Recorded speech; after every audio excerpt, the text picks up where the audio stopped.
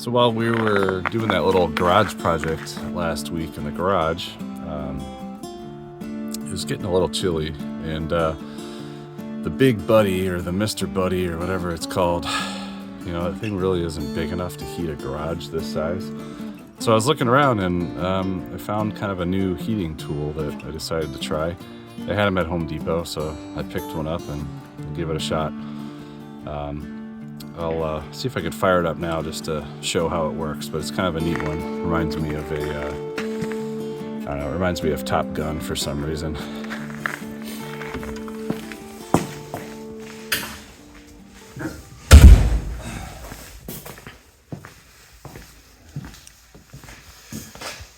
Yeah, so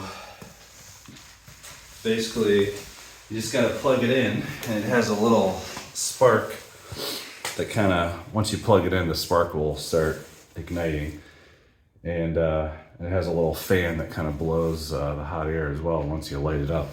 You plug it in, crank open the valve on the propane tank, and it seems like it does a pretty good job keeping things warm. So I'll just crank it up and show you.